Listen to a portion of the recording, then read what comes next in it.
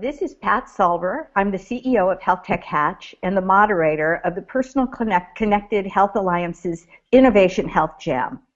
And you might be saying, well, what's a jam? Well, a jam is a global online brainstorming session, kind of a virtual conversation.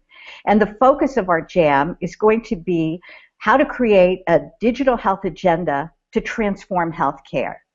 And the video today is a kickoff for the jam. The jam actually will take place on June 17th through June 19th. The industry is starting to grapple with important issues like interoperability, standards, regulation, validation, usability, engagement, and dissemination. So we feel like the time is ripe to have this jam to help drive the creation of a digital health agenda. So what will it take to transform healthcare? That is, to go from old medicine to new medicine, as illustrated in this graphic from Eric Topol's book, The Creative Destruction of Medicine. So old medicine, what is that? Well, that's the medicine that I trained in. It was medicine where physicians were the owners, the holders, the dispensers of knowledge, for a fee, of course. New medicine is a model where consumers are at the center of everything we do, and knowledge is widely available to anyone who seeks it. We all know about Dr. Google, right? New medicine is convenient, it's always on and always there. So where are we at? We're already building the infrastructure we need for transformation to take place. Advances in connectivity, particularly mobile, combined with the amazing increases in computing power and data analytics, are moving very fast. And diagnostics, ranging from the ubiquitous sensors, how many people have their Fitbit on right now, or their Misfit Shine, to genome sequencing and advanced imaging modalities are also being developed at a very rapid pace. Our modes of communication with each other and clinicians have also been evolving.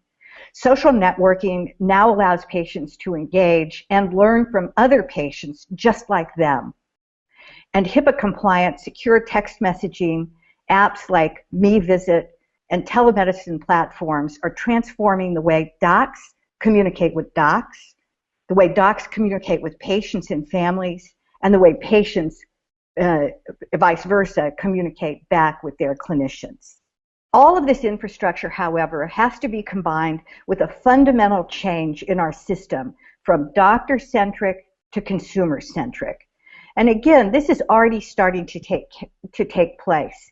We're seeing consumers increasingly take control over their health care. We're also now in the era of big data, and we're seeing innovative ways of merging data from a variety of data sets to come up with new ways of thinking about clinical issues. I think we're all going to think about the diagnosis and treatment of asthma very differently when we're able to see and understand the intersection of genomics, of data on air quality, pollen counts, physical activity, and, well, who knows what else? Innovation is moving at such a rapid pace that I think my friends at Singularity University would agree when I say digital health is really growing exponentially. But despite the optimism, there's still lots of barriers to address.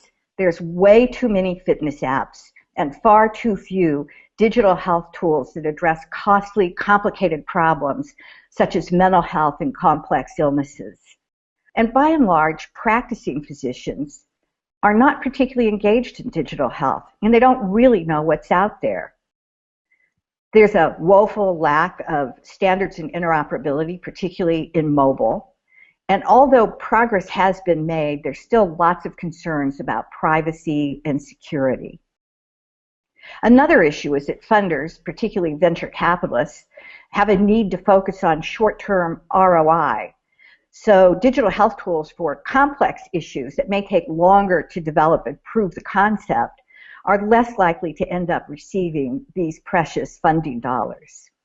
So, well, I'm sure I've left off some of the other important barriers, but really that's the point of the jam, to identify, debate, and put forth, and perhaps even agree on what should be on the digital health agenda to transform healthcare. So my final slide shows you a straw man for the 5 key areas that we hope that the JAM will focus on. First of all, solving problems that matter. Second, validation of outcomes. Third, patient and provider engagement with the tools. 4, interoperability, standards and regulations. And 5, strategies for dissemination. So I want to welcome our panel to this video, and we're going to start out by having everybody introduce yourself and describe briefly what your role and responsibilities are in your company. And why don't we start with Rob? This is Rob McCrae. I'm co-founder and CEO of the Wireless Life Sciences Alliance, or WLSA. We're a small international nonprofit trade association that has been focused on connected health and wireless health since 2005. I'm Nancy Green. I'm with Verizon's healthcare practice, and I report in through our Chief Medical Officer. And we focus on the entire ecosystem. I specifically focus on innovation and strategic business development. My name is Greg Orr. I oversee our digital consumer health here at Walgreens. We're a division of the e-commerce group, specifically focused on the digital health. So Nancy, let's start with you. What kinds of innovations are you currently working on? What we innovate around is those areas. So how do we both enable what we say care wherever it's necessary? So that could be wherever the bed is. It could be in a mobile phone. It could be in a hospital situation. It could be in a home. And how do we innovate getting information there in a secure manner and making that information matter? And I know we're going to talk about that a little bit later today. But it's really about where the information is going and how people are looking at it and using it to make better business decisions.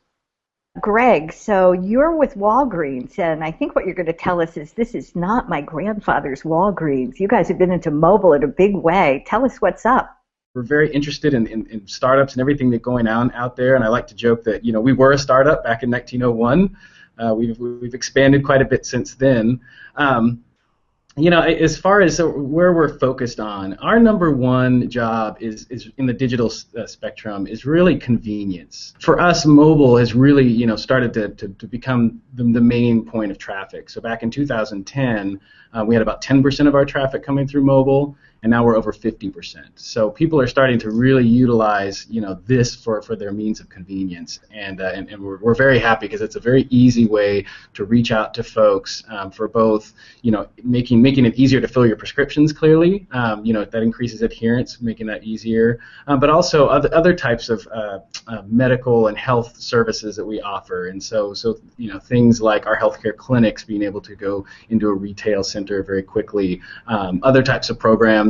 We have hospital readmission reduction type programs, and they're all really, they all could be aided with digital. And when we released the refill by scan technology, so you could actually scan your bottle, we saw a tremendous uplift in adherence amongst our folks, which we know is both great on our side clearly, but also on the outcomes. And I'm from a health plan background, so it's really all kind of comes down to that outcomes and how can you really kind of move the needle. And we want to make things convenient for we all know healthcare is just not convenient today, and that's really our big push. Greg, you just made just an interesting number. It took me back 15 years or 16. You said that over 50% of your, and I think it was orders coming in on mobile or connections to your sites.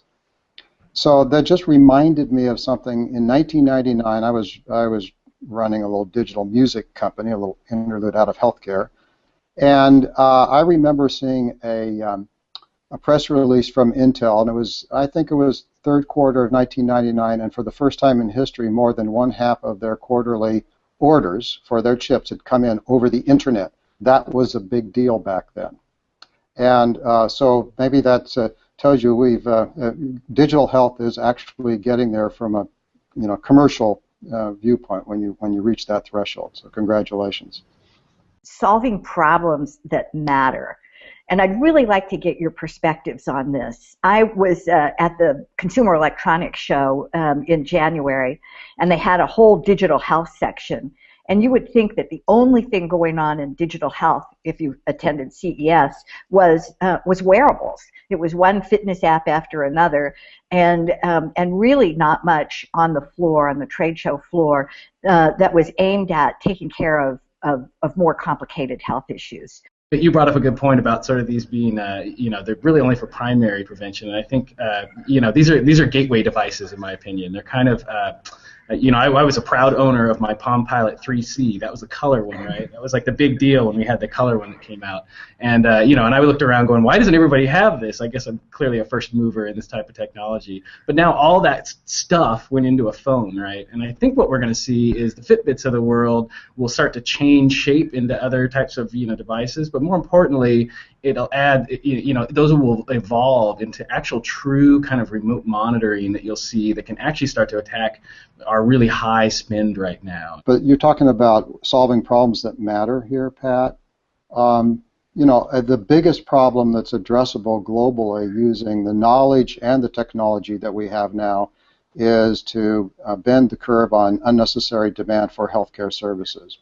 Estimates of how much of the demand for healthcare is driven by health style and lifestyle choices, behavioral choices, ranges from 50 to 70%. Clearly, if you look at the ubiquity of cellular technology, basically free data in the cloud, free analytics, it moves all kinds of diagnostic and knowledge-based services towards free, which is what has happened in other sectors. Add motivation, add ease of consumer access, as we were talking about, and you can begin to see how we may actually get ahead of this problem where we spend, in this country twice as much on healthcare as we should and have worse public health outcomes than the rest of the rich world. Rob, any thoughts about the recent guidelines that just came out from the FDA? I think they're a step in the right direction. The staff level at FDA are very cognizant of what I put as the core issue, and that is that regulatory processes, especially ones that are intended to protect patient safety, are slow and cautious and risk averse, whereas technology innovation today is increasingly rapid. The consumer sector and even consumer electronics, focuses on let's get something out there. Think of software specifically. Get it out there. We'll fix it on the fly as we get real world experience. And traditionally, of course, it's been difficult to figure out how to apply that to a world of diagnostics and therapeutics where people's lives are at stake. So this is the big disconnect that FDA has to deal with. So the guidance was a step in the right direction. They have to deal with a whole bunch of technical issues like, when are consumer devices an accessory to a medical device? How about clinical decision support software? Any thoughts about what's going on here in the digital health world where we have so few actual studies, publications that support that these tools are delivering on the outcomes? The validation for us is important because we know that technology actually works. So, and I spend a lot of time with our clients, entrepreneurs and large customers, trying to prove something that works, and it's never about the technology, it's about the workflow and the deliverables and the outcomes. And the process that they have to go through is extremely painful. So I believe that there's a lot of case studies, a lot of work going on, but there isn't a lot of sharing of that data.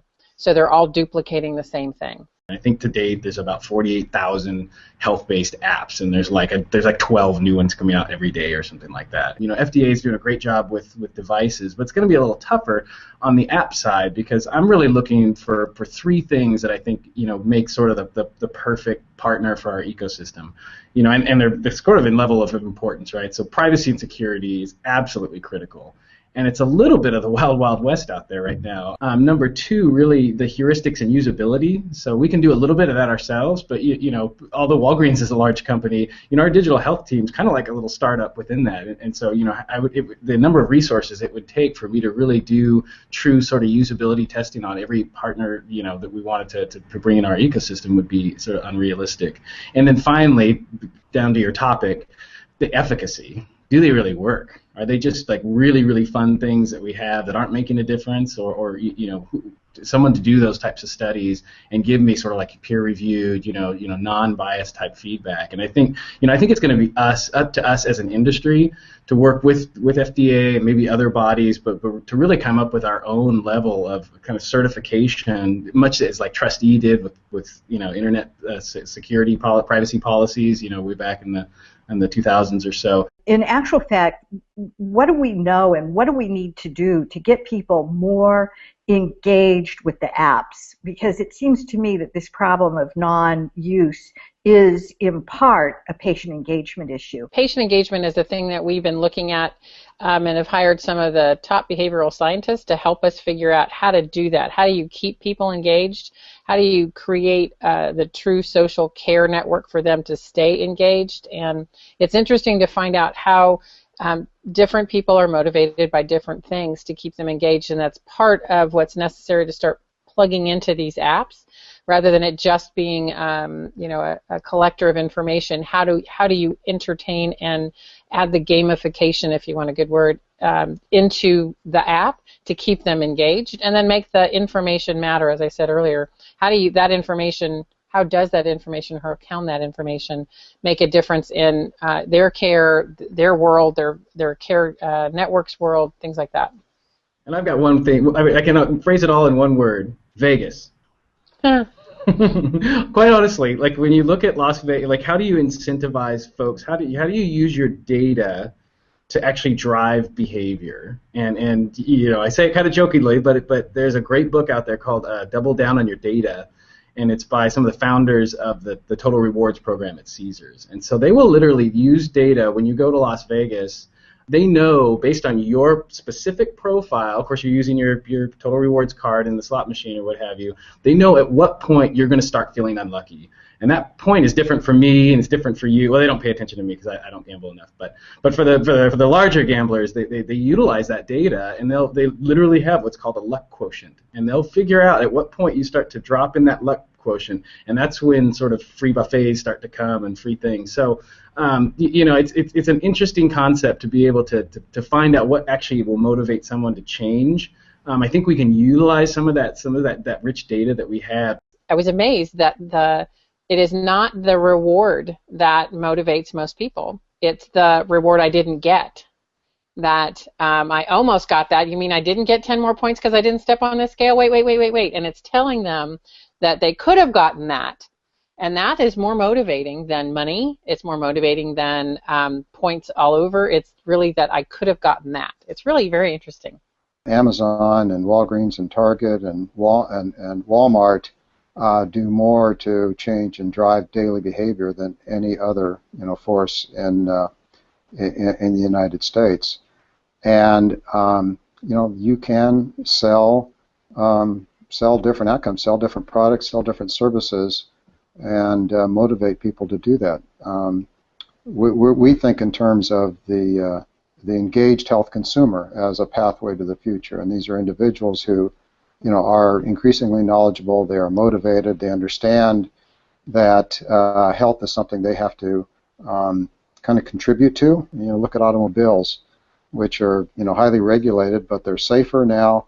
But we also changed our behavior dramatically. We wear seatbelts, and they didn't exist in most cars before the 70s when they were required. And 85% of us put our seatbelts on when we get in the car automatically. We don't drink and drive. Fundamentally, it was socially acceptable as late as the 1980s in this country to drink and drive. I'm okay, I can make it home. You just don't do that anymore in most parts of the society.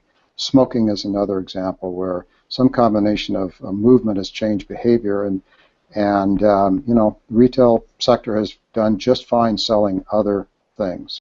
How we can think about developing strategies so when something works, it can be rapidly disseminated as opposed to being, remaining local or worse yet, sitting on the shelf. I think patients are going to really move the information, move things faster.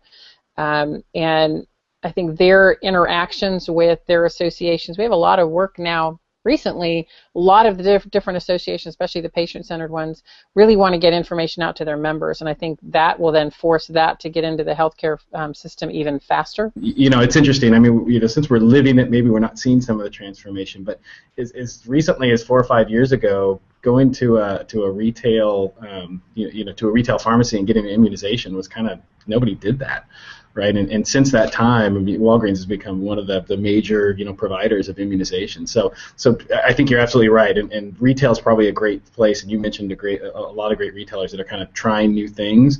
The great part that we have that's an advantage is the scale, and that's being able to take a small pilot and blow it out quickly. And I think it's just like every other technology disruptive change. It starts with something very small and then advances very large. So I don't know, maybe we will really have drones that are delivering medication someday. We'll definitely pilot that pretty carefully first, though. Oh, actually, I did hear about a company that's delivering vaccines in I think it's in Africa via drone. So. Oh, and there's one in your back. There's one in your backyard, actually, a little startup that's trying to deliver medications with that. Yeah, right. So it's a great time. Don't you have to unpilot the drone delivery model? It's nice to close with some humor. So I really want to thank everybody. This has been a great conversation.